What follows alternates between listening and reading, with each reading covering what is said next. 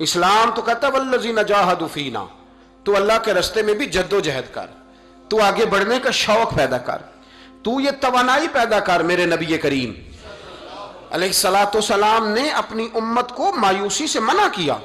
فرمایا رب سے دعا مانگو تو اس طرح نہ مانگا کرو، یہ مشکات میں حدیث ہے، فرمایا یوں نہ دعا مانگا کرو کہ یا اللہ دے چاہے نہ دے، فرمایا رب سے مانگو تو پورے شوق سے مانگو، عرض کرو یا اللہ دے تو ہی ہمیں عطا فرمائے گا، مالک عطا فرماؤ، فرمایا ذوق سے مانگو، جذبے سے مانگو۔ ہمارے ہاں استاد دو قسم کے ہوتے ہیں، ایک ٹیچر کی ڈیوٹی ہے اسکول جانا،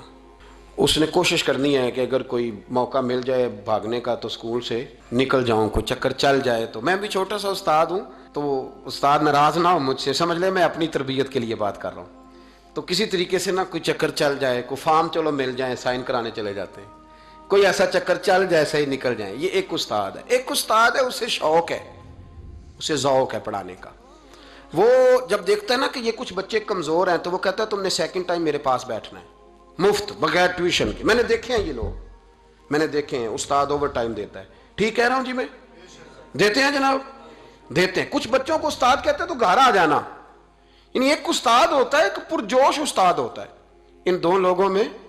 فرق ہے۔ اقبال کہا کرتے تھے اگر کوئی شعیب آئے میسر تو شبانی سے کلیمی دو قدم، کہتے تھے دعا کرو کہ حضرت موسیٰ کلیم کو کوئی حضرت شعیب علیہ السلام جیسا مل جائے، کوئی مل جائے نا ایسا تو وہ پھر تازگی پیدا کر دیتا ہے۔ تو کچھ پرجوش، امام مالک رحمۃ اللہ علیہ کے ایک شاگرد کہتے ہیں کہ میرے استاد جو تھے وہ بڑے پرجوش تھے، علم پڑھانے میں شوق ہوتا ہے پڑھانے کا۔ یہ کچھ لوگ جمعہ پڑھاتے ہیں تو کچھ کہتے ہیں کہ ان جمعہ آ گیا تو کی کرنا ہے، ہمارے شاگردوں میں بھی ایسی ہیں، رات کو پوچھتے ہیں۔ ایک سے میں نے آج سویرے پوچھا، میں نے کہا بیٹے آج تو جمعہ پڑھانا ہے کی تقریر کرنے کے اندر استاد جی ڈیسائیڈ نہیں کیتا، تو میں کہ بھی تو بڑا مولوی تھا نہیں ڈیسائیڈ کیتا، میں تو 8 دن پہلے ہی ڈیسائیڈ کر لینا کیونکہ مجھے تو تیاری کرنی پڑتی ہے، بڑا علم ہوتا ہے نا لوگوں کے پاس، تو ڈیسائیڈ نہیں کرنا، بیٹھیں گے تو فر بات جاری ہو جائے گی۔ کہنے لگا نہیں وہ میں نے کہا خدا کے بندے کہتے ہو لوگ آخر میں آتے ہیں، تم بتاؤ تم تو تیاری آخر میں شروع کرتے ہو، کچھ خدا کا خوف کریں بھائی۔ ایک استاد ہوتا ہے ایک پرجوش۔ امام مالک کے شاگرد فرمانے لگے کہ ہمارے استاد پڑھانے میں بڑے باذوق تھے، ان کا جذبہ رہتا تھا پڑھانے کا، اور کتاب سے وابستہ رہتے تھے، پڑھنا پڑھانا مسائل دریافت کرنا، یہ شعبہ ہے نا جی ہمارا۔ جس طرح آپ جس شعبے سے وابستہ ہیں تو اگر آپ اس کو چھوڑ دیں گے نا، فزکس کا استاد بھی کہتا ہے کہ اگر رات کو میں خود پڑھوں گا نہیں تو سویرے پڑھا نہیں سکوں گا، تو اگر آپ وابستہ نہیں نہ رہتے اپنے شعبے کے ساتھ، نئی نئی چیزیں پیدا ہوتی ہیں، جدت آتی ہے، تو آپ کو جوش ہی نہیں ہے اس شعبے کا، تو پھر بات کیسے آگے بڑھے گی؟ تو کہتے ہیں امام مالک بڑے جب بیمار ہو گئے شدید، تو شاگرد کہتے ہیں میں تیمارداری کرنے گیا، تو میں نے جب دیکھا تو مجھے چہرہ دیکھ کے سمجھ آئی کہ امام مالک کا آخری وقت ہے، بڑے کمزور ہو گئے، اور معدے میں اور پیٹ میں اتنی تکلیف تھی کہ انہیں دودھ پلایا جا رہا تھا چمچ کے ساتھ، پیالے کے ساتھ، صرف دودھ پی سکتے تھے، کمزور ہو گئے۔ فرماتے ہیں میں جا کے بیٹھا، زندگی میں کبھی ایسا نہیں ہوا تھا کہ میں جاؤں اور امام صاحب کسی دینی مسئلے پر مجھ پر گفتگو نہ کریں، لیکن آج میرے دل میں خیال تھا کہ اب تو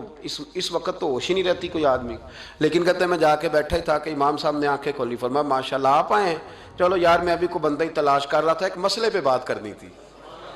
کہتے ہیں لفظ نہیں پورے ادا ہوتے ان کے، جملے ٹوٹتے ہیں، بیچارے کمزور ہو گئے، بڑھاپا ہے،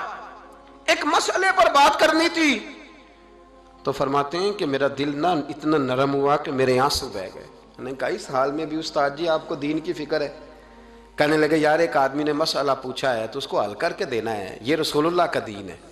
علماء کی ذمہ داری ہے آسان کر کے لوگوں تک پہنچائیں، ہر آدمی اس تک تو میں نے وہ دینا ہے، یہ میری وفا ہے اپنے مذہب کے ساتھ، آخری دم تک دینا، میں اپنی حیاتی تو قربان تھی وہاں میری محمد بکیندے گزر گئی، یہ کرنا ہے کام، لوگوں کو آسان کر کے دین پہنچانا ہے۔ فرماتے ہیں کہ میں نے کہا استاد جی فرمائیں،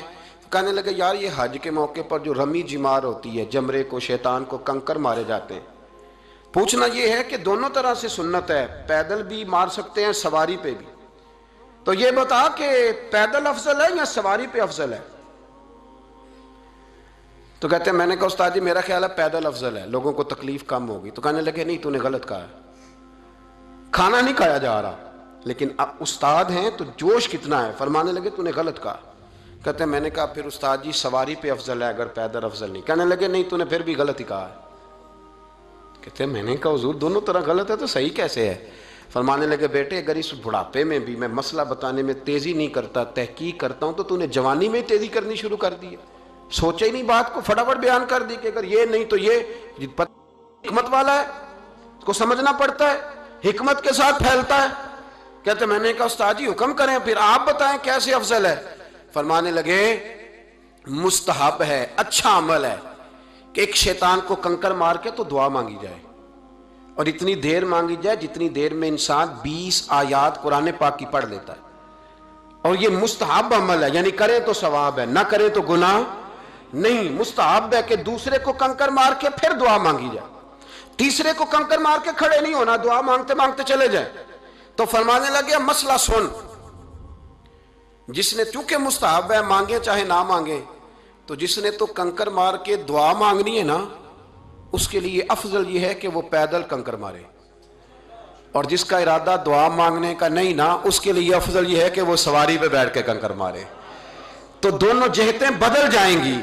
فرماتے ہیں اس بڑھاپے اور کمزوری میں میں نے امام مالک کی وہ فقاہت دیکھی، اور فرماتے ہیں جب فارغ ہو کے نا امام مالک سے میں باہر نکلا، سلام لے کے میں دروازے پہ پہنچا تھا، ابھی کمرے کے دروازے پہ امام صاحب نے بلند آواز سے کلمہ پڑھا اور ان کی روح پرواز کر گئی، بلند آواز سے کلمہ پڑھا، روح پرواز کر گئی۔ اتنا دین کا جذبہ، شوق،